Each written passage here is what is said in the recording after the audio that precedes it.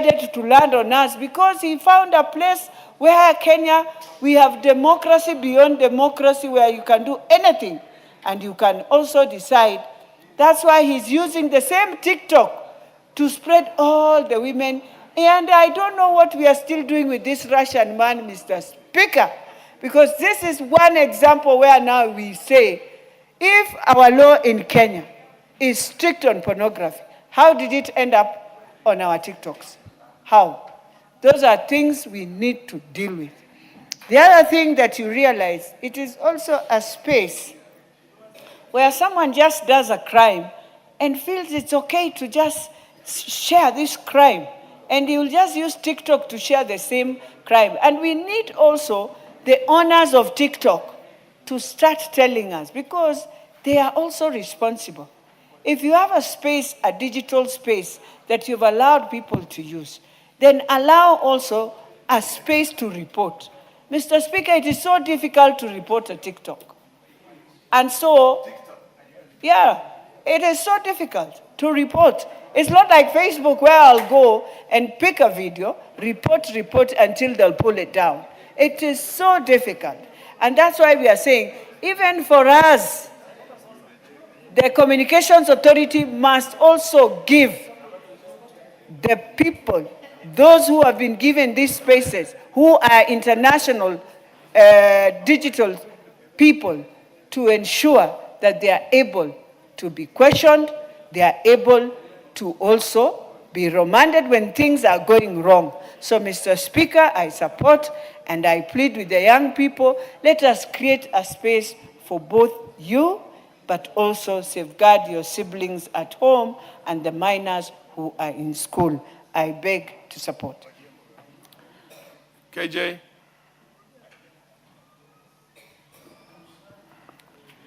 Mr. Speaker, I thank you. And I do stand here well cognizant of what direction the chair has given on this debate. That, Mr. Speaker, this debate does not hinge on a banning. We are talking as a country about the regulation of a platform that is in the hands not only of adults in this country, but also very vulnerable young children, Mr. Speaker. And the conversation ought to start with the understanding that regulations and laws can only do so much. That even families, parents, teachers, older brothers and sisters also have a place in this debate, Mr. Speaker. And so the debate that comes to the floor of this House today, Mr. Speaker, must be seen as a policy debate, not a moral panic. Kenya is not in any moral panic, but we must have a conversation around the policies that speak to this technology that is taking us into the fourth industrial revolution and beyond, Mr. Speaker. We also all must remind ourselves that some of these applications are not engineered. They're not made in this country, Mr. Speaker. And so when you get onto a platform and start working with algorithms that are set by somebody out there, the algorithms could be set for pushing marketing, Mr. Speaker, for pushing business, and in the same time, not conscious to the African traditional values that we answer to, Mr. Speaker. And Mr. Speaker, my point is that, one, regulation must protect without strangling innovation. That these innovations are useful for a time such as this, Mr. Speaker. That when we talk about this fourth industrial revolution, we are cognizant that it is driven by innovation, Mr. Speaker. So that even as we debate about these emerging technologies, we ought to remind ourselves that they are here to support enterprise, to support human development, to support education, but at the same time, Mr. Speaker, they must be sensitive to the human component, Mr. Speaker. Mr. Speaker, it is important that even as we move towards regulation, we understand what the river banks are for this regulation in this new space in what we are calling the fourth industrial revolution. And Mr. Speaker, chairing the Committee on Communication, Information and Innovation, my recommendations on the riverbank, it has to be so clear that we are focusing on a number of issues, Mr. Speaker. Number one, we need to have very clear community standards that are aligned with all the Kenyan laws, Mr. Speaker. Secondly, Mr. Speaker, we must have transparent content moderation processes. Mr. Speaker, the parameters that have been set are set in capitals far away from Nairobi. And even the daily user can tell you that these parameters work differently for each post that they put out. So, Mr. Speaker, we should be working as a parliament towards transparent content moderation processes, Mr. Speaker. Thirdly, Mr. Speaker, there is a need for local accountability and representation in the country, Mr. Speaker, so that every entity that is doing business in this country must follow the old company laws that allow for them to be registered locally, so that what they are doing is also answerable to the laws of the land, Mr. Speaker. We must also have a right of appeal for content takedowns, Mr. Speaker, so that it is not just an algorithm or a computer somewhere deciding on what stays up and what comes down. Mr. Speaker, this again also needs to be very transparent as we go forward. Secondly, Mr. Speaker, I'd like to say that there is a key need in this country for child safety and mental health, which should be non-negotiable, Mr. Speaker. Mr. Speaker, we all know how trends on social media work on the brain of a human being. As it is, we know the effect it can have on an adult. We are yet to know fully, Mr. Speaker, what this dependence on social media is just about to do on the little children whose minds are still at the formative stage, where we were told that the mind forms from the age of 0 to around 18. And from there, Mr. Speaker, up to 21, there is a moderation on growth in the mental growth of a human being. So, Mr. Speaker, we must be able to protect our children from explicit content, from gambling and financial scams, extremism and propaganda, harmful body image narratives, Mr. Speaker, so that then we shall be speaking towards that. Finally, Mr. Speaker, we ought to consider this petition very seriously on the case of data sovereignty and national security, Mr. Speaker. And Mr. Speaker, I do pledge for just a minute, Mr. Speaker, so that I prosecute this point. Thank you very much, Mr. Speaker, for according me that 1 minute. Mr. Speaker, we need to come very strongly on the issue of data sovereignty and national security. Mr. Speaker, the committee that I chair, the Committee on Communication, Information and Innovation, started with its first order of business in this parliament by interrogating an individual who had landed in this country with an orb-shaped equipment, which they were collecting human data out of Kenyans by just incentivizing them with a few thousand Kenya shillings, which were not even fiat money. They were being induced using money that they ought to have redeemed using cyber money, Mr. Speaker. And that case alone opened the Pandora's box on what is happening in terms of exploitation of data and data sovereignty against laws that have been passed by this parliament. Because, Mr. Speaker, Kenya leads on the part of data protection. What we're looking for is compliance, adherence, and also policing, Mr. Speaker. So, Mr. Speaker, I need to complete by saying that any regulatory framework must insist on compliance with the Kenyan data protection standards. It must be clear disclosure of cross-border data transfers, and it must also speak to the cooperation with Kenyan authorities in lawful investigations. And I want to thank Mr. Bob Ndolo profusely for bringing this to the floor of the House, so that we can have a conversation that is fit for a time such as this. That even as Kenya walks into the new land that is digital, we also must protect our people, our children, our women, and the entire populace, Mr. Speaker. And I do thank you, and I support with those very pointed support points that can be fed into this petition, so that as we are prosecuting it as Parliament, we will be very sensitive to what already we have done as a Parliament. I thank you, Mr. Speaker. Russell. Thank you very much, Honorable Speaker. Speaker, I beg to support this particular report. This is a lawmaking house, and if we fail to make the laws for this land, then we are not just destroying the current generation, we'll be destroying the future generation. The attempt of this particular bill in the report is to regulate. And by regulating, you are protecting two sides. It's a double-edged sword. That I'm protecting you, but at the same time, I'm giving you leeway to do what you are supposed to do, but within the limits of confines that the law says do not exceed. Honorable Speaker, there are content creators on TikTok who make a lot of money and they make good living. But that should not come at the expense of the social regulation that is needed in this country. And us, we are Africans. We are still not Europeans, or we don't live in the West. We still have a lot of traditions that we want to protect. It is the other generations who can decide either way. But for us today, living in Kenya and being leaders for this country, we have teenagers, and we must go out there to tell them, yes, this is good, but if you go beyond this limit, this will affect you. Mr. Speaker, TikTok is accessed by everybody, from the old, the young, the male, the female. And because of that accessibility, you must look at what is the content. Is it good for a youngster? Is it good for an adult?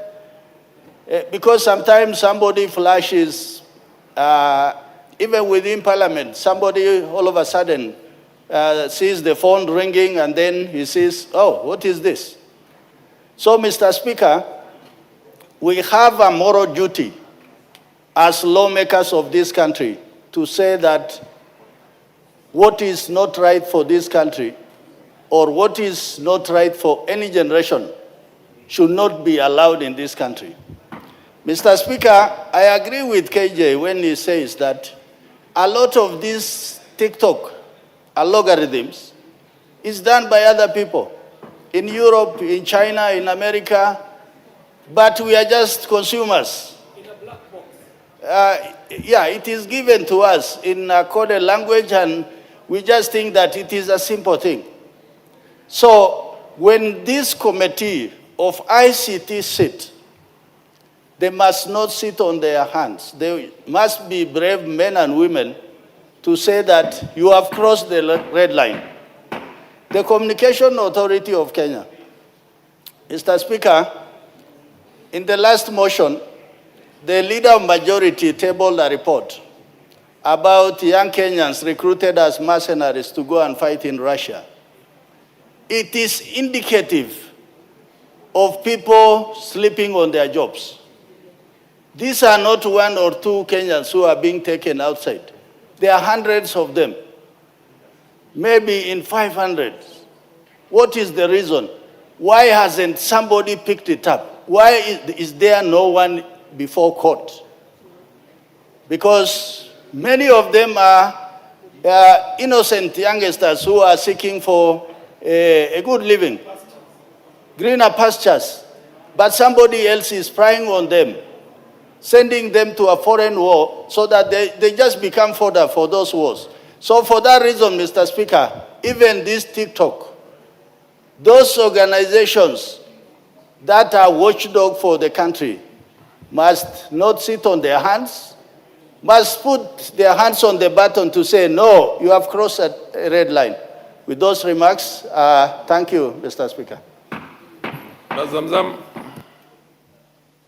Asante sana Mheshimiwa Spika, na mimi niweze kuchangia masala ya TikTok. Mheshimiwa Spika, vijana wengi hata naona kwenye mtandao wamepeleka habari ambazo sizo, kuwa bunge hili linataka kuban kabisa TikTok. Mheshimiwa Spika, nataka ifahamike kuwa huo ni uongo, na jumba hili linataka kuweza kuweka mikakati ya kuweza kuhakikisha kuwa TikTok inatumika vizuri. Mheshimiwa Spika, Mheshimiwa Spika, ni vijana wengi tu ambao wanapata ajira pale, wanapata senti zao pale, na wanaweka content ambao ni nzuri sana za kuweza kuwasaidia na kuingiza kitu kidogo. Mheshimiwa Spika, tumeona vijana wengi wanafanya biashara, bidhaa zao, na hata sisi kama wabunge tumekuwa tukinunua kutoka kwao bidhaa zao. Mheshimiwa Spika, ambayo ni kitu kizuri sana. Mheshimiwa Spika, lakini pia kuna wengine ambao wanaitumia TikTok vibaya. Mheshimiwa Spika, utapata mama ya mtu pengine amewekwa uchi kwenye TikTok,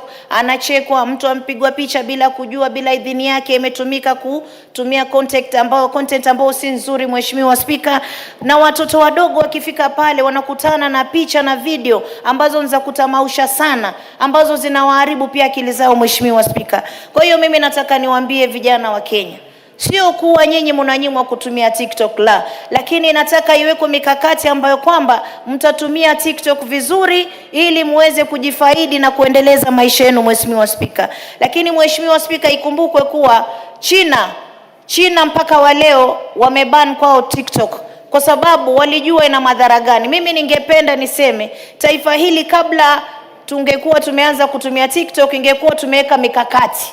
Umeona sasa, ndio kwa hivyo unaona sasa hivi vijana wanaanza kubabaika, wanaona kama ajira zao zitapotea, lakini sivyo hivyo. Ni mikakati ya kuweka sheria ya kutumia TikTok vizuri. Tumeona watu wanawekwa kwenye masanduku majeneza kwa wamekufa, mtu mwingine ambaye hana ufahamu anaanza naye kupeleka hiyo information kuwa fulani amekufa, wakati ambapo ni urongo. Mheshimiwa Spika, kwa hiyo mimi kama mama nimeona mengi sana kwenye TikTok.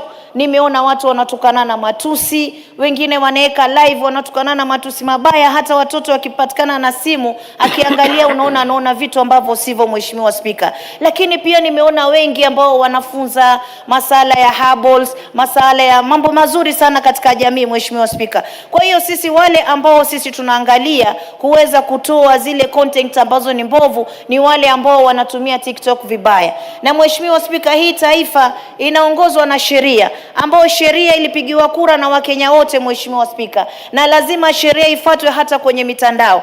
Kwa hiyo mimi nataka niseme TikTok imetoa ajira, ndio TikTok imesaidia wengi, na kama alivyosema ndugu yangu Kiare, imekuwa na msisimko mkubwa kwenye jamii ambao imesaidia vijana wengi na hata watu wazima, hata sisi kina mama, hata sisi wabunge hapa tunatumia TikTok kuweza kupeleka information kwa watu wote ama kwa jamii ambayo inatuangalia kutokana na social media. Lakini ni lazima tujue message gani ambayo inatoka kwa TikTok kuingia kwa wananchi. Ni lazima tujue who is behind this TikTok ambaye anaitumia vibaya. Wengine hata hizi kazi mnasikia za wanajeshi ambao wanaenda Russia. Mheshimiwa Spika, wengine wamepata tu pale ndani ya TikTok, mtu anatumiwa message, anakimbia mbio, anavushwa na Uganda nini, mara akianza kulia kuwa anateseka kule, hayo masala yanarejeshwa kwenye jumba hili, sisi kama wabunge na serikali inaanza kulaumiwa. Ndio maana sasa kama serikali lazima tuweke mikakati ya kuweka sheria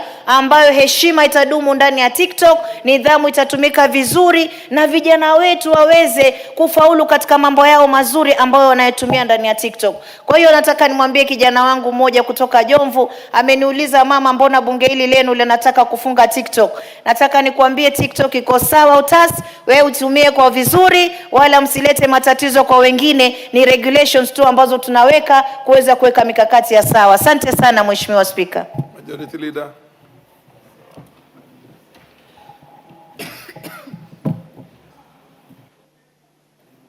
Thank you, Honorable Speaker. Honorable Speaker, I rise to support this motion for adoption of this report by the Petitions Committee. And to re-emphasize, Honorable Speaker, the motion is to regulate the content on TikTok and other social media platforms. Because TikTok is one social media platform, Honorable Speaker, but there are many social media platforms. Honorable Speaker, also to point out to what the Speaker alluded to, that indeed part of what we seek to address, and I must thank Bob Ndolo. Is it Ndolo? KJ? Bob Ndolo, who was a petitioner in this matter, because he is a very spirited Kenyan and one who values our nation and its young people. Because even for him to garner the courage to petition the House to put measures to regulate these social media platforms, including TikTok, is because I believe I don't know him, but I want to believe he's a parent. And any parent in Kenya, any person who cares about the children of Kenya, any person who is either a religious leader or believes in religion and God, knows that there is indeed a lot of perversion out there, most of which is being spread on these social media platforms. Again, Honorable Speaker, many countries around the world, and we have always given the case example of Australia, where they have even regulated on age limit access to some of these social media platforms, including WhatsApp, Telegram, Instagram, and this TikTok, Honorable Speaker. In this information age, misinformation, disinformation is now a daily thing. And you know, Honorable Speaker, very few people are able to distinguish what is real and what is fake, especially the AI-generated images and stuff that is AI-generated. And a lot of things are being spread on TikTok that are AI-generated. And I was rather amused the other day, Honorable Speaker, when my auntie, who is about 89 or 88, was showing me a video, and she was very keen with her thick lenses of specs, telling me, you see the way this plane has crashed, and it did not kill anybody. So when I just looked at it, I told her, Auntie, this is AI. No, lakini ndege inaanguka na unaona ikianguka. And Honorable Speaker, that is the age we are in. And many people around the world are not able to distinguish what is real, what is unreal. And that is a danger with social media platforms that are not regulated. Because young, vulnerable children of Kenya will not be able to tell what is true, what is untrue. What is immoral, what is not. Because they imagine that the things they are watching on those platforms are things that other people are doing and they want to copy. And they think those who are doing those things are their heroes. Indeed, Honorable Speaker, look at the young Kenyans who are following the young man who was here the other day from the US. I Show Speed. How many of you knew who I Show Speed is? Because I must confess, I never knew who he is. I never knew until he was in Kenya. But my daughters, including my 8-year-old daughter, knew who I Show Speed is from these social media platforms, Honorable Speaker. It tells you, thank God that such a person who is being followed is not engaging in immorality or other pervasive things. Thank God. But what if they were following someone who is showing, what if that Russian who was in Nairobi and around the other day was doing those things and recording the women he was recording and sharing them on platforms that our children, our young school girls, and in fact, you know, we only came to know it because he shared it on his Telegram, was it Instagram or Telegram page? Instagram. Honorable Speaker, if you can add me 2 minutes. That is the danger, Honorable Speaker, that we are confronted with. And if we don't regulate these social media platforms, because those out there now who are misinforming Kenyans that the National Assembly wants to ban TikTok, we are not banning TikTok. But we want to institute measures, and that is why we are saying this is a motion, this is not a law. And let me tell those out there who do not know, motions are not laws. And up and until the ministry comes up with a bill or regulations that will be gazetted that state how these social media platforms will be regulated, there is nothing that will change. But we are urging, and if you look at the resolutions of the committee, is that within 4 months upon adoption of this report, mechanisms for enhancement of age verification on social media platforms, localization of Kenyan user data to be retained within the country. Because, Honorable Speaker, data protection today, data is a gold mine. The most valuable thing in the world today, or valuable asset that anyone holds today, is data. And we must protect our data that is being mined using these social media platforms, including TikTok. Honorable Speaker, you may have noticed, if today you are watching a video on use of private jets, these phones are able to profile you, and tomorrow you will keep seeing very many videos showing you various forms of jets. Or even if you are looking for a car online, it will keep sending you reels showing the kind of car you are looking for. And therefore, it is data, your data that has been mined. How do you protect yourself and your children from that, Honorable Speaker? That is what we are dealing with. And Honorable Speaker, people are earning from your data. And all of us. Therefore, we must protect. The other thing we are saying is to ensure that 4 months upon adoption of this report on digital literacy programs to create awareness on data privacy, processing and storage, and community guidelines by social media platforms, including TikTok, Honorable Speaker. Therefore, let it be clear, we have no intention to ban TikTok, but we have every intention and we have a moral obligation and national duty that we owe to ourselves, to our children, and even to God, who has bestowed us with the ability to raise children, to protect them, Honorable Speaker. We have that national duty to regulate the content that is on all social media platforms, including TikTok, Honorable Speaker. Because if we don't do that, we will have failed our nation, we will have failed our children, and we will raise up a nation that has no morals, that has no ethics. And if we want to raise a nation that is moving towards a first world nation, if the first world nations are regulating the content on their social media platforms, why not us who are aspiring to get to the first world? We must follow suit, we must regulate, Honorable Speaker.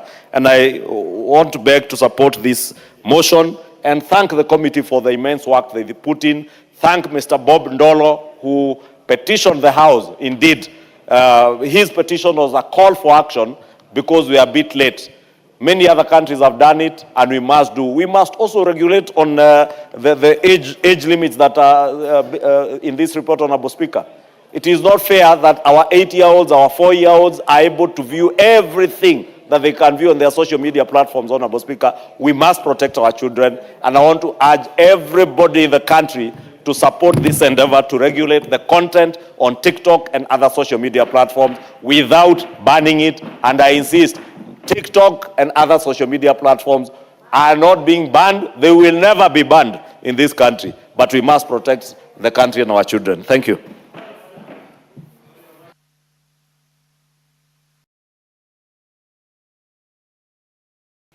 Madam Gladys Sholei.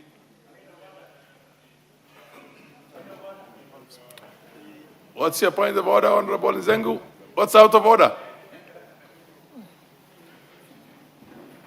Honorable Speaker, I stand on standing order number 97, noting that this debate started yesterday and members more or less were saying the same thing. The message is the same. I wanted to beg the House that we terminate the debate, considering the fact that there are other items on the order paper, and we have allowed a motion of interfering with today's business. Order, Honorable Nzengu. The mover is supposed to reply not too long from now. And the chair also has a duty to protect the minority that wants to be heard. Proceed, Madam Sholei. Thank you, Honorable Speaker, and thank you for clarifying on that point of order. I think this is the single most important motion that we can debate. I was saying, Honorable Speaker, that this is not a debate to be shortened. This is a single most important debate that we can discuss during this Parliament session. it not only affects our current children, but generations to come. So there is no way that we can take this lightly. Even if we have to debate it until tomorrow, we should. I think we should do that. Or a point of information. Yes, what's your point of order? Mr. Speaker, the debate on this issue is timed, and there is no reason why we should be cutting it short ahead of its time. And in fact, members are very keen to debate this, Mr. Speaker, because understandably, more than anything else, this has a bearing on how we are bringing up our children, how we are running our businesses, how we are interacting with each other. And Mr. Speaker, this is a debate that is right for a time such as this, Mr. Speaker. Let it run its due course, Mr. Speaker, so that this House may be able to pronounce it. Order, Honorable KJ, you are taking valuable time from the Madam Deputy Speaker. The chair has pronounced to the same. Thank you for... Thank you, Honorable Speaker. I think what Honorable KJ is still important. I think it cannot be emphasized enough. And we must tell ourselves, it may look like something we're taking lightly. But when you look at the way AI is operating, or any of those apps, including TikTok, they have the potential to actually endanger national security. They endanger data privacy. And we must regulate it. And like we said, we are not banning it. We must regulate it so that we can protect our children, we can protect the vulnerable users, and we can only do this if we take charge of it. We cannot have a situation where our entire population can be controlled by an algorithm or somebody using trolls and bots and all those to be able to control the psyche, the thinking, and even create biases in our population. That would be akin to allowing the extinction of future generations. And when we say we want to regulate it, there must be strict oversight. We must talk about data localization. We must also be able to block access to certain sensitive information.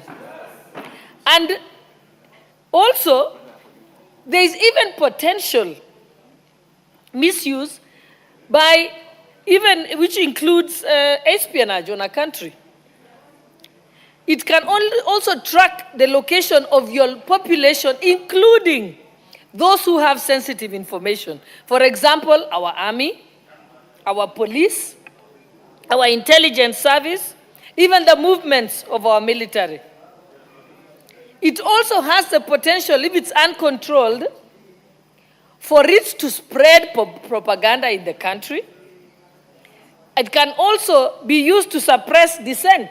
So those who are human rights activists and civil rights activists know that it's also important to protect democracy. It can sway public opinion.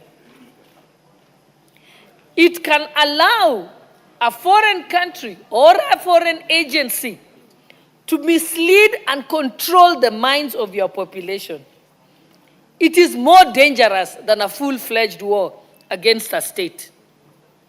And when we talk about regulating it, we are telling ourselves, we'll regulate it by regulating the content, we'll regulate the misuse and abuse, we will regulate the disinformation and misinformation, we will regulate even through fines, so that if one is involved in deep fakes, in misinformation, we can then fine that country. And we've seen debates that have gone on in the US where they're saying they can fine the organization up to 20% of its turnover, so that we can deter the allowing of this.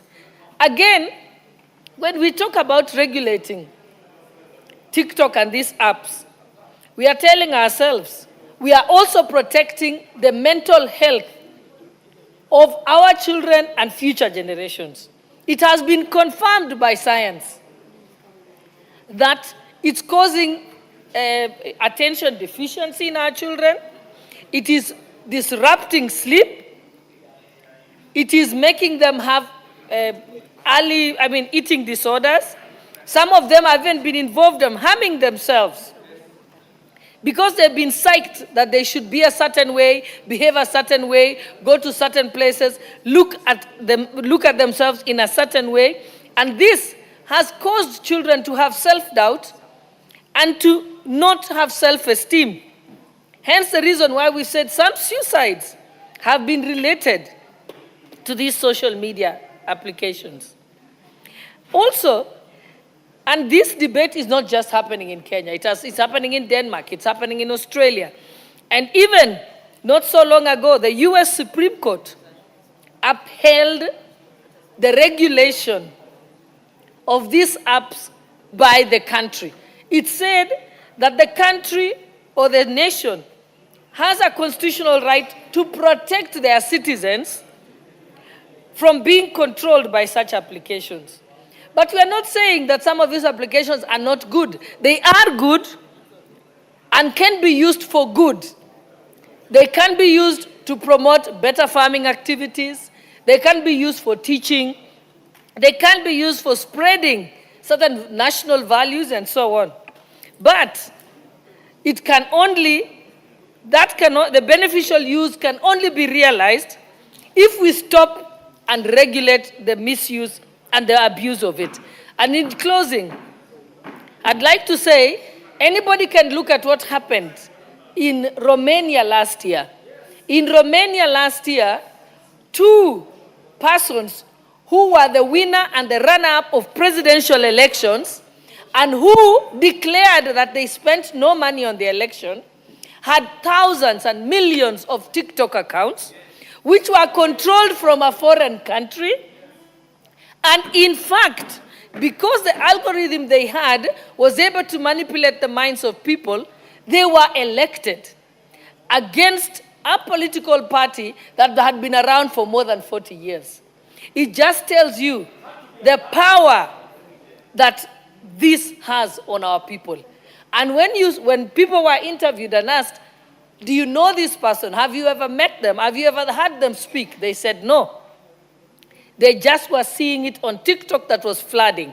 So if people are in a farming region, kindly allow me. Allow her to and those who are in farming regions, they were getting messages that were skewed to catch their attention. If people were in the city, they were getting messages that were skewed to that. It was so bad that that election had to be nullified. And the entire European Union rallied behind Romania.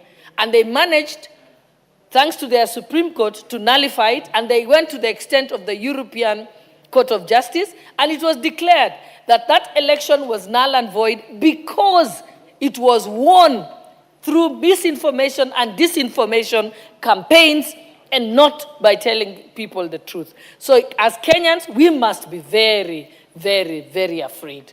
Thank you, Honorable Speaker. Honorable Bowen. Mr. Speaker, thank you for giving me the opportunity, Honorable Speaker, to join my colleagues and to support the motion that, Mr. Speaker, the social media platforms in the country, Mr. Speaker, has become the source of misinformation and disinformation. And therefore, Mr. Speaker, there is need to regulate, Mr. Speaker. Mr. Speaker, as a country, Kenya is not a lawless country, Mr. Speaker. And this House, Mr. Speaker, as the Legislative House, Mr. Speaker, we need to come up with the laws, with policies and regulations, Mr. Speaker, that will guide our society and guide our generation, Mr. Speaker, in terms of the use of social media. Mr. Speaker, we cannot say the social media, to an extent, it's good, Mr. Speaker. We have many young people who have earned their living through the social media in terms of marketing and many other positive things, Mr. Speaker. But, Mr. Speaker, the negative effects brought by the social media, Mr. Speaker, especially the TikTok, Mr. Speaker, is so immense, Mr. Speaker, that as a country, we need to come up with the regulations so that, Mr. Speaker, as we use this, because, Mr. Speaker, we cannot run away from technology. Technology, Mr. Speaker, we need to move as the world moves with the technology, Mr. Speaker. As a country also, we should not be left behind. And these are the technological issues, Mr. Speaker, which we need to deal with, and we need to deal through regulations. Mr. Speaker, if you check many of the content you see in TikTok, Mr. Speaker, and you know, it exposes our young people, the school-going children, Mr. Speaker, to very bad things. Mr. Speaker, I want to appreciate the committee and even the petitioner who brought this petition to this House, Mr. Speaker, that we are going to deal not only to the TikTok, Mr. Speaker, but all other social media platforms, including the Facebook, the YouTubes, and all other, Mr. Speaker, so that we are not doing away, but we regulate them so that we can use it prudently as a country, Mr. Speaker. Mr. Speaker, the recently photos we saw on the TikTok, which is through the Russian fellow, Mr. Speaker, if we had a regulations as a country, through our laws, through the CAK, Mr. Speaker, those contents should have been blocked out. It should not be exposed, Mr. Speaker. Mr. Speaker, the social media and even the data, Mr. Speaker, is now a security concern. It is a security issue in our country, Mr. Speaker. So, which we cannot allow, Mr. Speaker, to just be run freely without any regulations. So we want to ask our young people, we want to clear the air to our young people outside there, Mr. Speaker, that we are not going to ban these social media platforms. But, Mr. Speaker, we want to bring legislation, we want to bring policies, we want to bring regulation so that how these social media are used is going to be beneficial to them and not to be harmful to the community and also to the young generation to come. So, Mr. Speaker, as a country, Mr. Speaker, I think there is also need through the Ministry of ICT, Mr. Speaker, to have a cyber security center. As a country, Mr. Speaker, we need to up our game in the cyber security space to make sure that, Mr. Speaker, what comes in or what is being consumed by our people or even in our country, Mr. Speaker, is something which has been filtered and it is very secure to our people. Because, Mr. Speaker, the TikTok, the YouTube, the Facebook, the Twitter, and all those, Mr. Speaker, these are not a Kenyan creation, Mr. Speaker. These are things which are beyond our borders. They are beyond us because they are beyond our control. It's controlled elsewhere.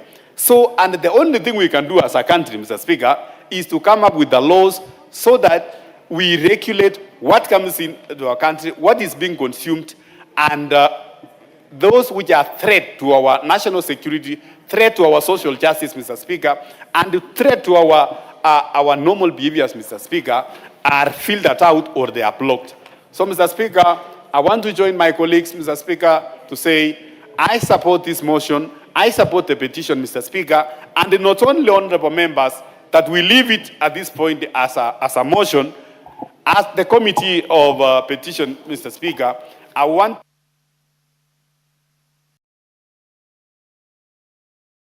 You have half a minute. Yes. I was concluding saying, Mr. Speaker, we should not leave it here, even as we approve as a motion, Mr. Speaker. I want to ask the chair of the committee or petition, Mr. Speaker, to enhance this motion, Mr. Speaker, to a legislation, so that now we can, our debate here cannot be just an exercise in futility, but we translate it to a legislation which is going to manage all this social media. Thank you, Honorable Speaker. Madam Wamuchomba, followed by the MP for Yatta. Thank you, Mr. Speaker. I am very, very excited to get this opportunity to support this report. I have listened to the report submissions. I have read the report, Mr. Speaker. And I am happy that the member for Runyenjes and his committee have done a fantastic job to recommend the regulations of social media, including TikTok. Mr. Speaker, I participated in the making of the law that oversees the dissemination, the design, the development of communication messages in this country. The Computer Misuse and Cybercrime Act is one of the bills that I am proud as a member of parliament in the previous parliament, having participated in the making of the Data Protection Act. Mr. Speaker, let me tell you, TikTok is one of the social media platform, has built personalities, has built celebrities, has built musicians, but on the same measure, it has demolished homes, crumbled down people's businesses, broken marriages, forced people to commit suicide, and many other adverse effects of a negative publicity. Mr. Speaker, if this House cannot provide a solution on how we are going to move forward with TikTok and other social media, we are going to crumble churches, we are going to crumble mosques, we are going to finish and tear down the social fabric of this country.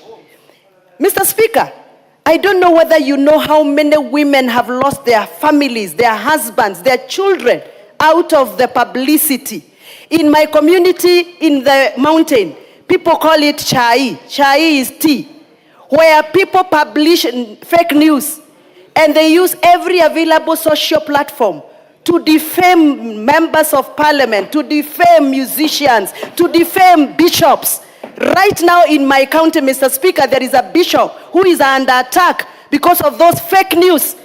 One bishop in my county who started small, God has blessed him. He has risen to the levels of a bishop. And let me tell you, Mr. Speaker, people are now getting even into his bedroom.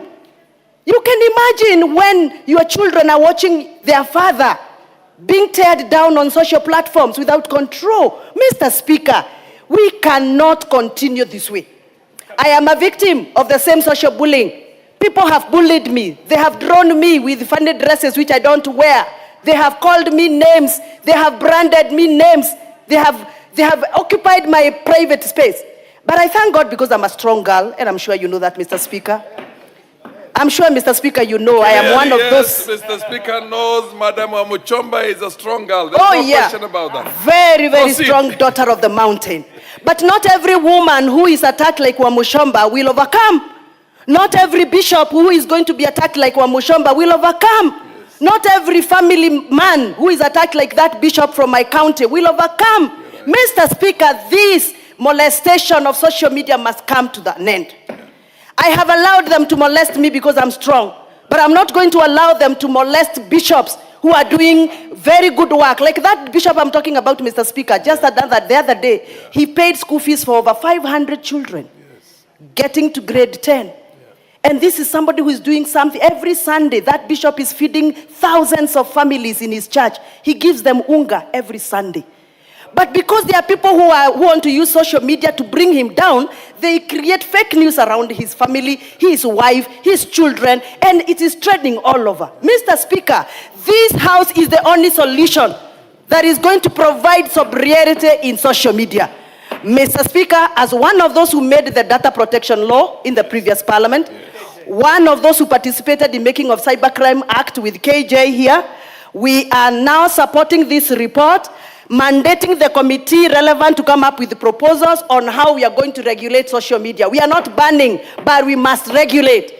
Mr. Speaker, do you know how many carpenters have lost jobs because of social media? I have a case of somebody who went into TikTok and ordered a table from a certain carpenter and paid a deposit to that fake carpenter. And the TikTok page was actually branded the real carpenter, but this was a broker, a thief. So this guy was walking in the street and he was accosted by the customer. He was being asked to refund money he has never even received. How many businesses are coming down because of those fake brokers who use your company image on TikTok, on Instagram, but you're not the person who is actually marketing that. People have been conned online. Deliveries, people create delivery pages. I order a blouse. Somebody tells me, pay this, we are going to deliver the blouse. You are thinking you're trading with a real outlet shop, only to realize that you're being conned on social media. Mr. Speaker, to sustain a sober business community online, social media must be regulated. To protect our families and our marriages, those of us that are married, social media must be regulated.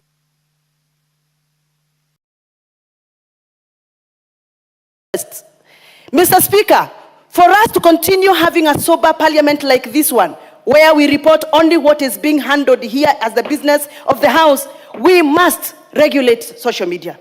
Mr. Speaker, we must make sure that this House is the house of solution, a house of intervention, a house that can defend and protect that voiceless woman.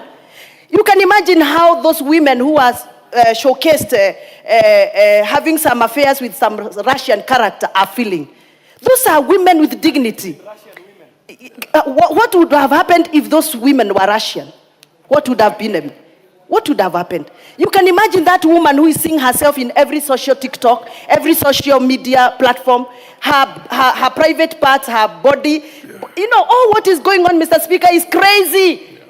We have abandoned our social fabric for the sake of publicity. This must be stopped. And the only way to do it is not banning, it is regulating. Mr. Speaker, televisions had the freedom. To some extent, we had to regulate the content. Radio stations had their freedom. To some extent, we regulated the content. Even now, for this new media, we must regulate the content. Thank you, Mr. Speaker.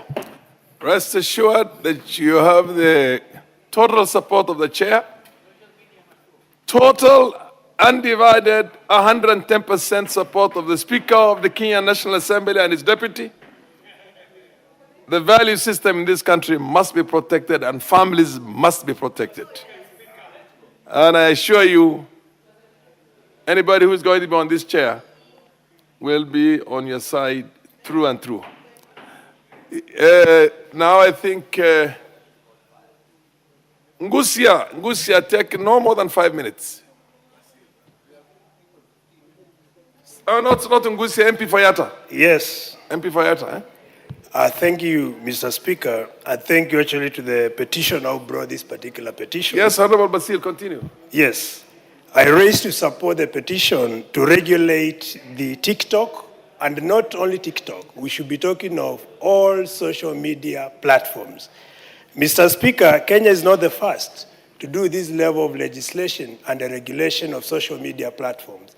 We have the United Kingdom, which started the European Union, Ireland, Portugal, and many other countries globally that have taken the center stage to regulate social media platforms, Mr. Speaker. If you look at what is happening currently, we know for sure we are in an exponential age, what we refer as technology age.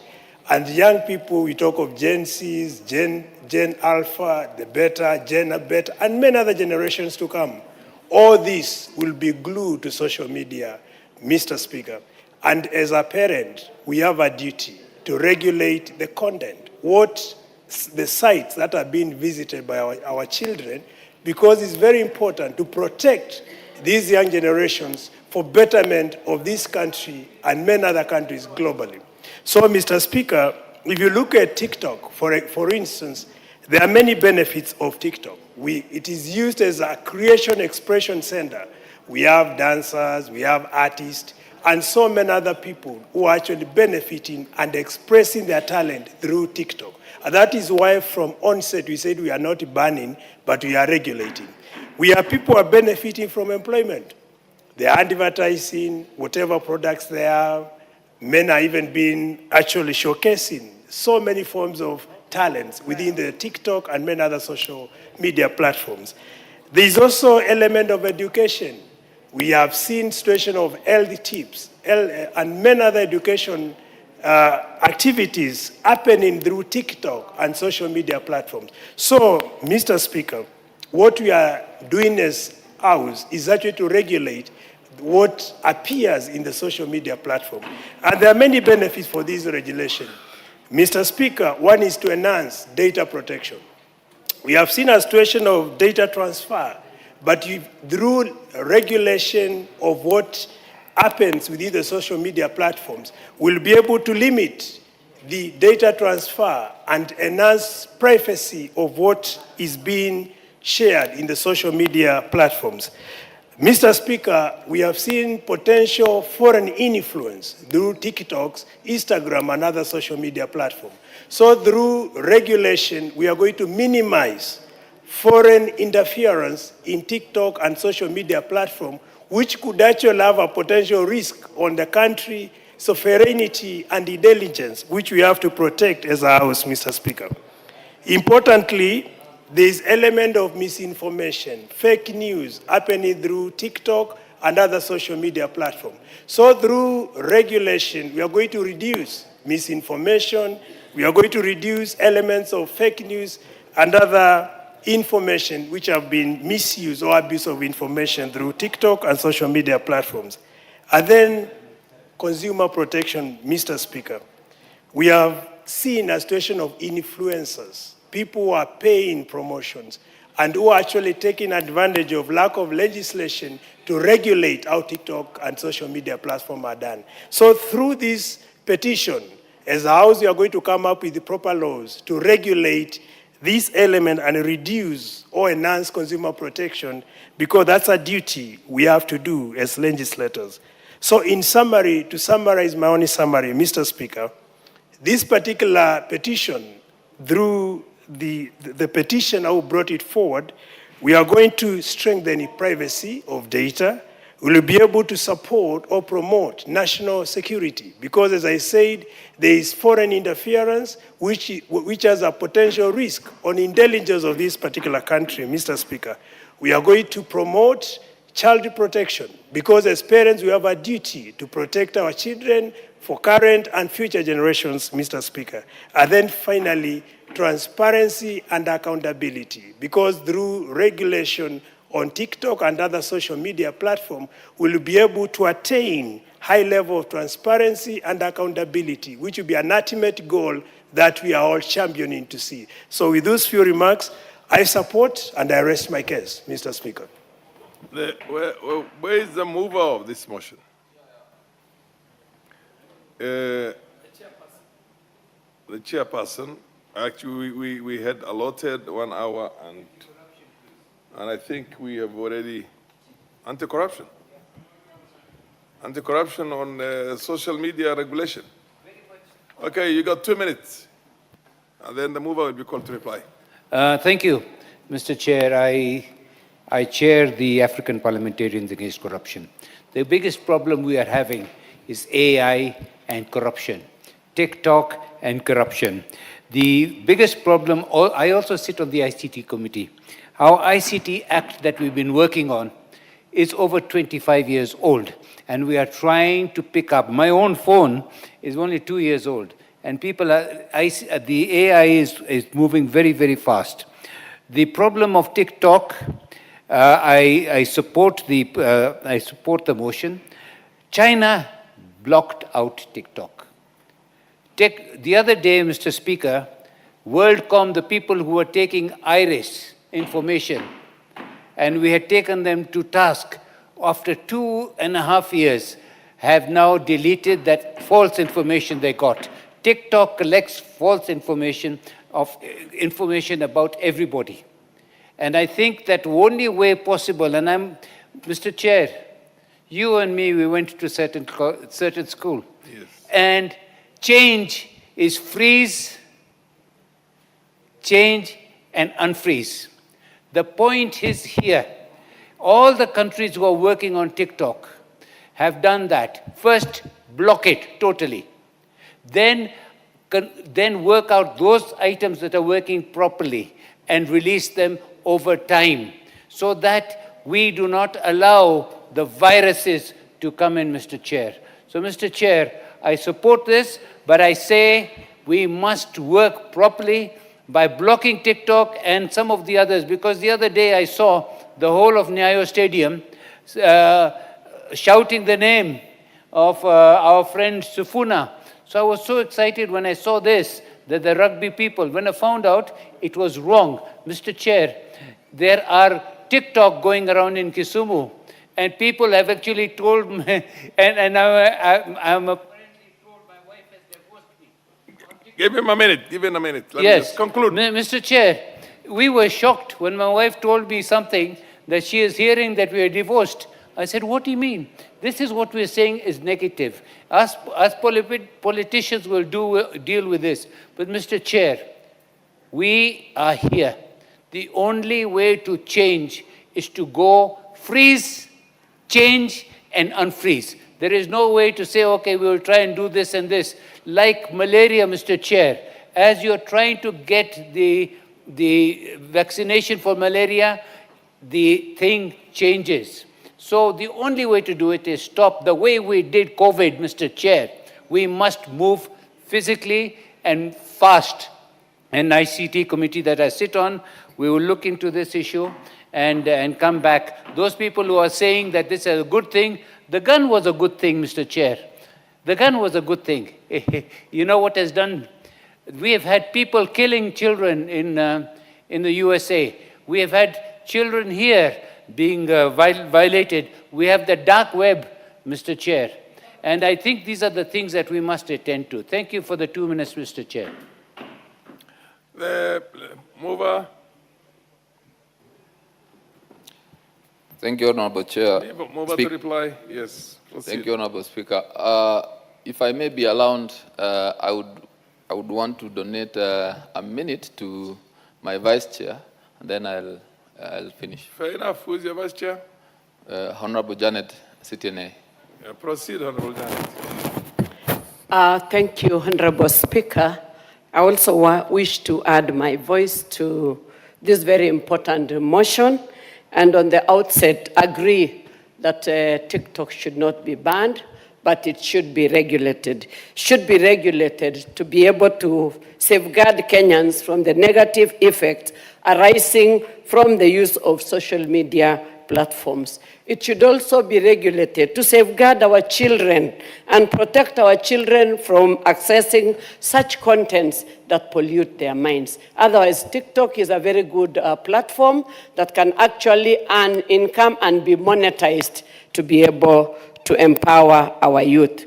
We should also regulate this particular TikTok in order to provide for age verification and content filtering.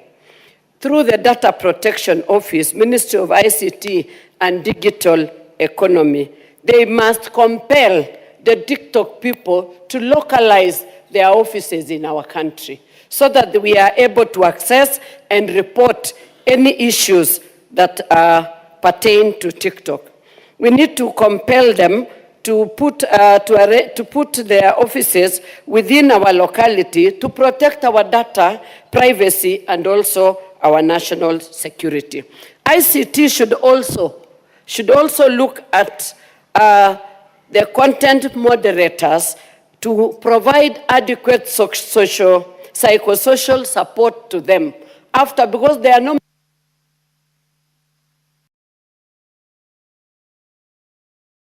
One minute. I just wanted to say that the TikTok content moderators who are used for many, many hours should be provided with psychosocial support, because that also, after being in that system for a long time, they also need to be cancelled. So there should be psychosocial support for them. And also, we should be able to provide a provision for information and reporting options to be able to flag off the illegal or inappropriate content in time before it goes out to the social and to the public, which is affecting them. So thank you very much, Honorable Speaker, for giving me that opportunity. I will give back to Over MP4. Thank you, Honorable Speaker. And allow me to thank the honorable members who have contributed to this very important motion. And Honorable Speaker, I am also shocked at the level of misinformation, distortion of information, propaganda, and also fake news that spreads very fast in this country. Mr. Speaker, to re-emphasize on the issue that is being discussed here, there is no bill that we are discussing. This is a motion arising or that was brought by a Kenyan by name Bob Dolo, a petitioner who wanted TikTok regulated.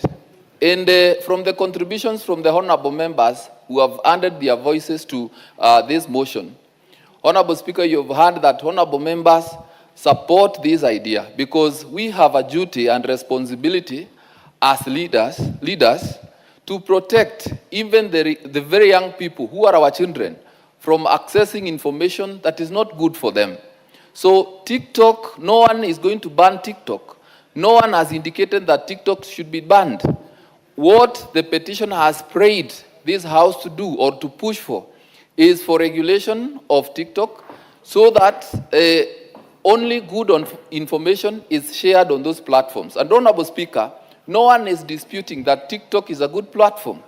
Many of us, and most of us actually, are in those platforms, are in TikTok. And there we consume good information.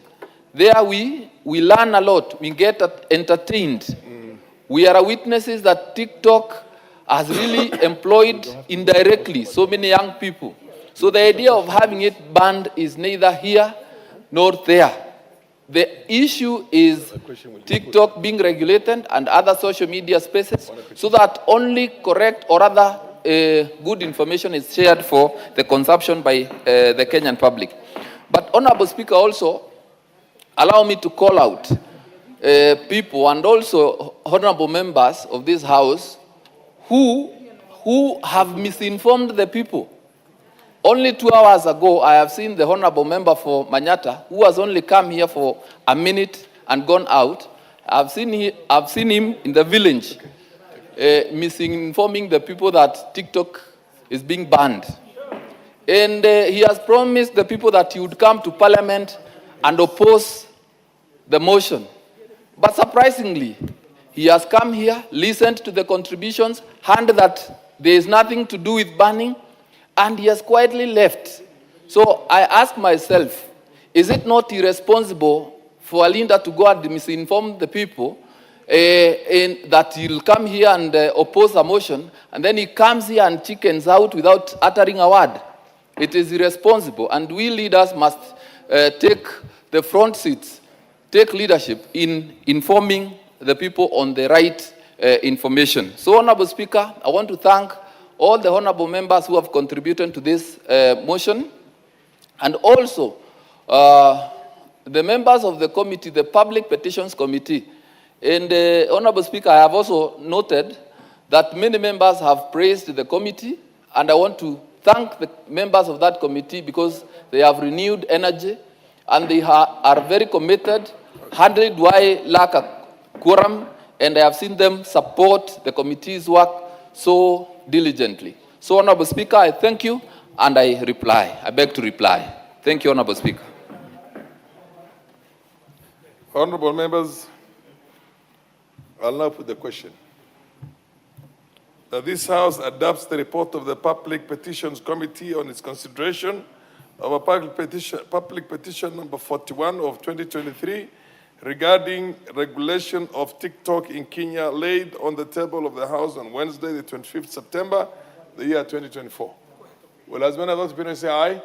Aye. Will as many of the contrary opinions say nay? The ayes have it. Thank you. Honorable members, we are now moving on a motion of adjournment. And we will call upon the MP for Wajir West. Wajir West, the Honorable Yusuf Farah. Thank you, Mr. Speaker. To move definite matter of urgent national importance to discuss the drought situation in northern Kenya. Proceed. Proceed. Thank you, Mr. Speaker. Honorable Speaker, pursuant to provisions of Standing Order 33, Section 1, I seek the leave of adjournment of the House for purpose of discussing a definite matter of urgent national importance regarding the drought situation in northern Kenya. Honorable Speaker, drought in Kenya is no longer an occasional natural occurrence. It has become a recurring national emergency that continues to erode livelihoods, undermine food security, and threaten the dignity of millions of citizens. What we are witnessing today is not a merely weather event. It is a humanitarian, economic, and environmental crisis. According to reports from the National Drought Management Authority, several counties are in emergency phase, particularly in our arid and semi-arid lands. Counties such as Turkana, Marsabit, Wajir, Mandera, Garissa, Isiolo, and Samburu continue to experience acute water shortage and pasture depletion. In these regions, livestock, which form the backbone of household economies, are dying in alarming numbers. For pastoralist communities, livestock is not just wealth. It is food, school fees, healthcare, and dignity.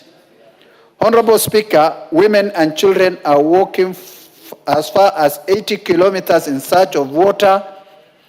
Water ponds have dried up, boreholes are overstretched, schools are reporting increased absenteeism as families migrate in search of pasture and water. Health facilities are witnessing rising cases of malnutrition, especially among children under 5 and pregnant mothers. This House must appreciate the drought has far-reaching consequences. First, on feed security. Reduced crop yields and livestock losses have significantly diminished households' food supplies. Food prices in many local markets have increased beyond the reach of ordinary Kenyans. Hunger is not just a statistic, it is a daily reality for millions in northern Kenya and semi-arid areas. Second, on the economy, the livestock sector contributes subsequently to our GDP. Repeated drought cycles are wiping out years of investment. Pastoralists who lost entire herds are pushed into a chronic poverty. Third, on social stability.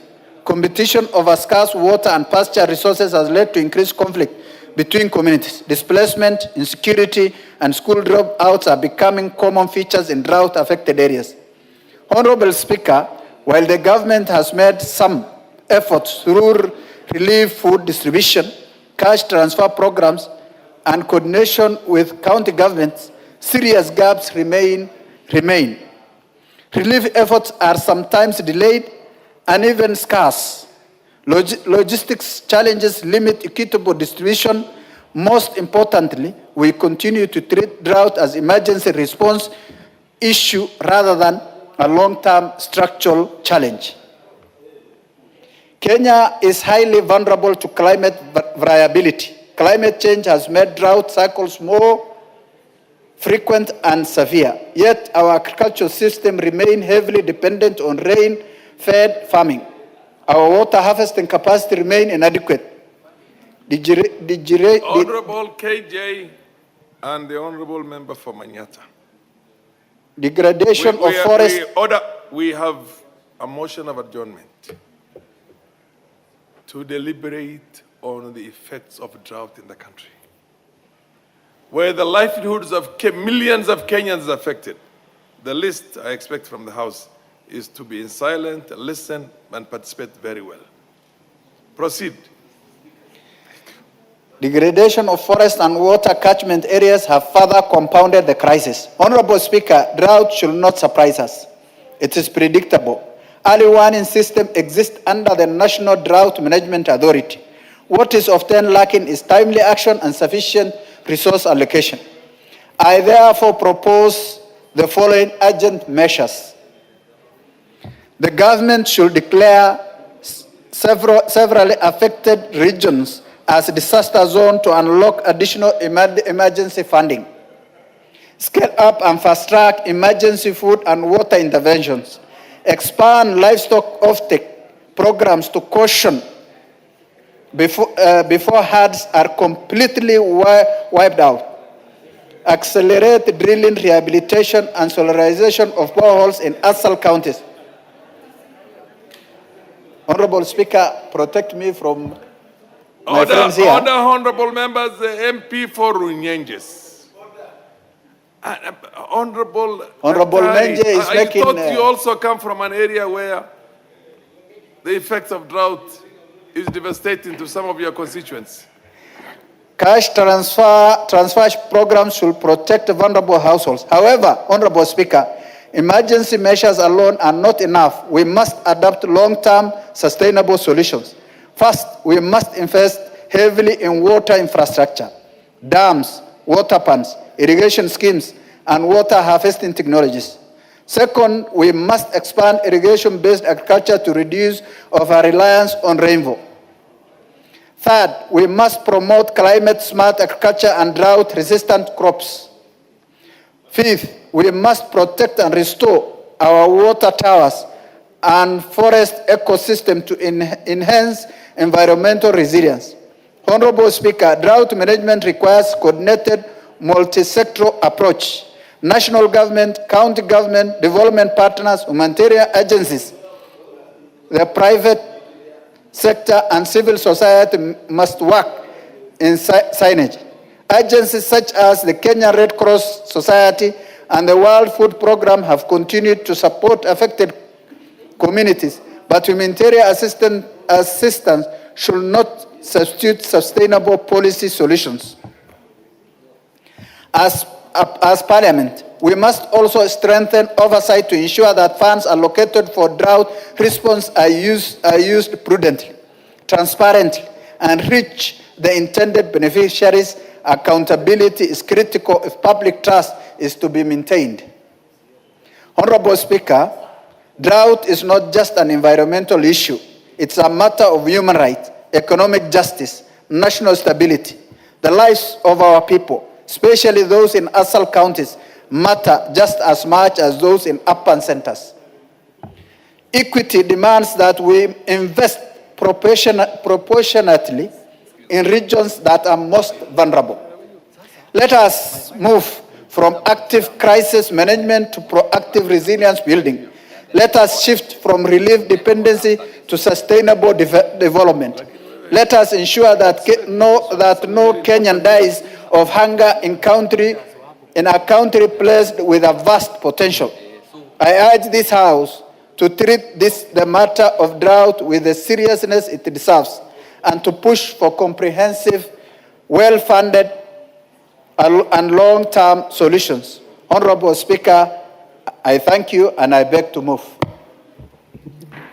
The Honorable MP for Garissa Township. Please give the mic to Thank you very much, Honorable Speaker.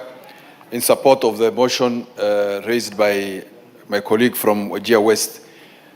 Honorable Speaker, I don't think many appreciate the kind of situation we are in the northern part of this country in terms of drought, the drought situation in the region. We have had this kind of conversation within this term of this parliament in the past, around 2023, and the same thing is happening today. As has been said before, drought situation or drought cycle is not anymore an emergency issue. We have predictable research and information on it that there will be happening a drought in the course of this year or something like that. But however, we see a limited response from the national government and both the county governments in terms of addressing this issue of recurring drought situation. In our region, sometimes 2025, 2024, there was floods that have ravaged that region, roads destroyed, farms destroyed, and we could not harvest that water. If governments were serious in addressing this issue, they should have taken steps between that time and now to put up water infrastructure in that area. Mr. Speaker, we urgently need urgent interventions during this month of Ramadan especially, where there is lack of water. We need urgent intervention in terms of water tracking, urgent intervention in terms of even human food. We need animal feeds. And in the long term, those are short-term measures that we need to put into place. Otherwise, this situation has disrupted the economic activities of that region or social lives, in that people are moving from one area to another, creating conflicts in search of pasture and water. So, and these conflicts will deteriorate into fights, killings, and all that. So, Mr. Speaker, we ask the government, first, to declare this situation as a national disaster. Secondly, interventions from donors and development partners to come on board so that these people can be helped in terms of addressing these issues. It is getting too late for this support to come, in that once if at all it comes, we'll have a problem already in place, in that many lives will be lost. Animals are already dying, so coming in at this time is already too late. So instead of waiting to the last minute, we ask the national government to come on board, declare this a disaster, so that other donors can come on board. We have engaged many of NGOs and humanitarian agencies who have told us that until and unless the government declares this as a problem, they cannot come in force. So, with those few remarks, Honorable Speaker, I support the motion. Thank you. Desagio, followed by the Honorable Sane. Every member has 5 minutes, so. Thank you, Mr. Speaker, for giving me an opportunity to contribute to this very important life-saving or life-threatening condition. Mr. Speaker, those of us who come from the northern part of this country are exposed to extreme weather conditions at the moment. Our livelihood, in terms of livestock, is at risk. And if our livestock's life is at risk, then our own lives is in danger. And to avert this, we need reliable source of water, we need reliable pasture, we need food for our people, we need food for our school children. Mr. Speaker, in areas where we come from, because wherever there's a small water source somewhere or some small pasture somewhere, people crowd there from all over the country, all over the region. I know at the moment, we have people from Mandera who are in Moyale. And it will cause to unnecessary conflict. It will lead to fights and killings of people. People are not coming from Mandera to Moyale, not because of they want to move, but because the situation dictates that they must move so as to survive. The life of the pastoralist and their property and their wealth should be considered as a national importance. And therefore, the government needs to take this intervention seriously and protect us from unnecessary death from this unfavorable weather condition.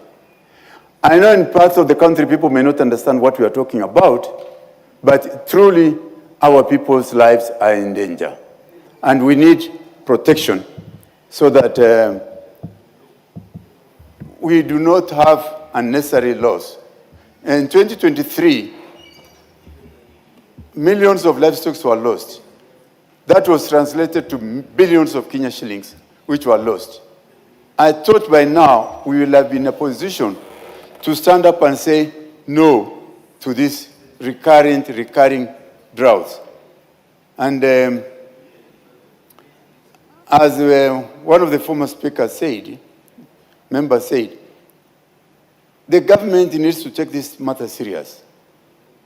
If it was coffee or any other product and it's being threatened, they will do something. But if it's our livestock, it seems like there's a slow action and people keep on dragging their feet. And if you ask the ministries concerned, be it the Ministry of ASAL, be it the Ministry of Water, Ministry of Agriculture and Livestock, what is their budget allocation under those sectors that will cover northern part of this country? It is minimal. And it means the government seems not to have taken our situation serious, and we're pleading that our life is important to be saved, and let us save our lives. Let us declare, let the government declare this drought situation a national disaster. let the government declare. Do you wish to be informed? The MP for... Later, you'll inform me in private. Okay. Okay, proceed, inform me.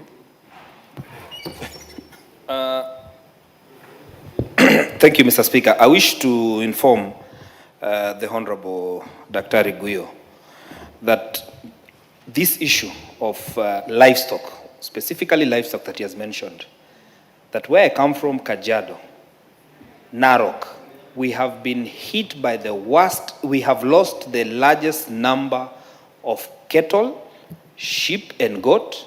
Order. And it is not just a northern Kenya issue. It is an issue Order, that... order. You will have your moment. This is not a moment for you to debate this issue. A point of information is a lapse on the part of the member who was on the floor, and you help him. You're not going to proceed. Thank you. I think it's good that the drought situation is not just restricted to northern Kenya. Other people are also having it. And it's not a pleasant thing to have. Our wealth is all in our livestock, and we cannot afford to lose them. We are pleading to the government to declare this thing a national disaster, so as to open the gate from other donors so that people will come forward. It's so shameful that we are going around NGOs asking for help, yet we have the government that considers our situation as, and we are not doing anything to help us. So, Mr. Speaker, with those...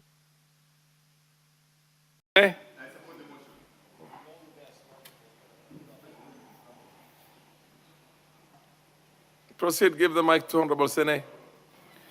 Thank you, Mr. Speaker. Mr. Speaker, drought has been with us since I was born. It's not something new. It is not comparable to disasters that just come like earthquake.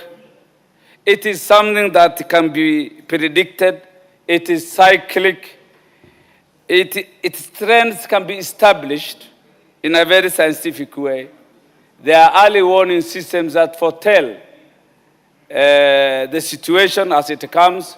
So the need to declare it an emergency, for me, doesn't augur well. It is about governing drought, Mr. Speaker.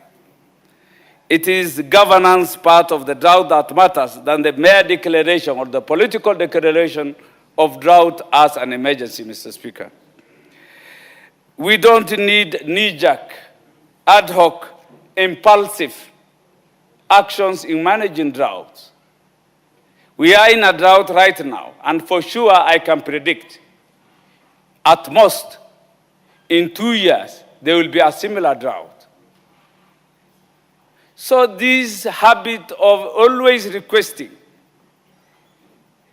saying, trying to beg that a declaration of an emergency shall emancipate the people who keep livestock is neither here nor there, Mr. Speaker.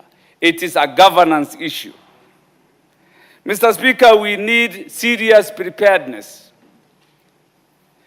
Before a drought hits, ordinarily there are vulnerability assessments, risk assessments, which is normal for any government.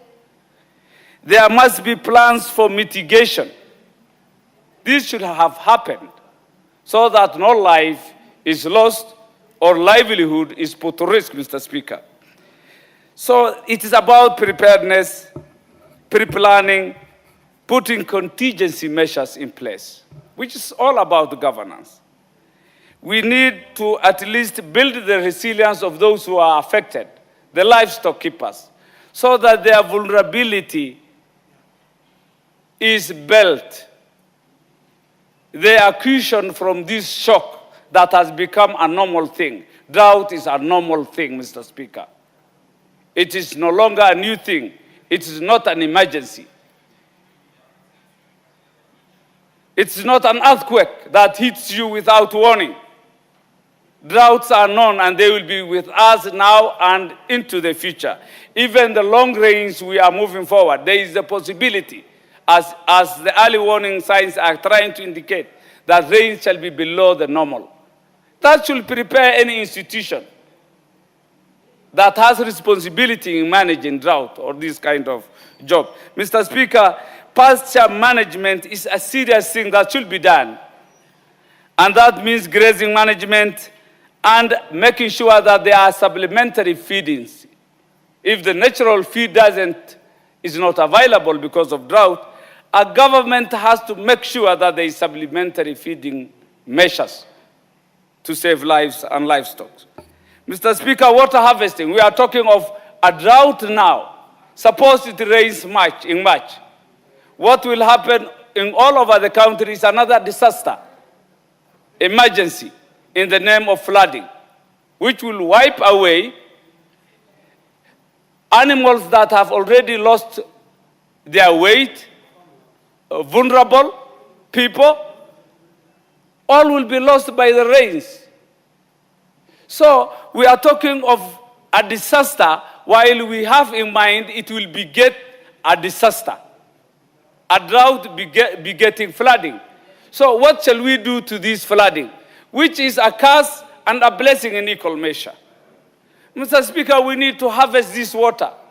We import our waters to the Indian Ocean, when the same waters can be useful to human life, to wildlife, to livestock and wildlife, and equally turn turbines to generate electricity. This is a country endowed with resources, but the use of the resources is what is in question, Mr. Speaker. So are we talking of a natural drought, or it is an artificial drought in essence? If you fail to manage a drought that is manageable, then it translates to an artificial drought. Give him a minute. Give him 1 minute. Mr. Speaker, I beg for more. A natural drought that is not managed will translate automatically to an artificial drought. So the blame comes back to us for mismanaging, for not governing well. Livestock marketing would have helped these people who are vulnerable. Where is livestock marketing, especially at these times? Dryland farming would have helped not only these arid areas, other parts of the country. Mr. Speaker, social health will also have come if it would have been improved for these people who are affected, because diseases are also there. When you are most vulnerable, diseases also come. So we beg that there should be an enhanced social health care system at this time. Policy and insurance issues. Policy and insurance issues would have been something that would have helped these people in the long term, Mr. Speaker. In other words, to conclude because of time, if this drought is not well managed, if we don't manage a particular drought, if there will be inaction on our side, then it proceeds that there will be a dangerous predicament going forward. It will be a cycle of disasters.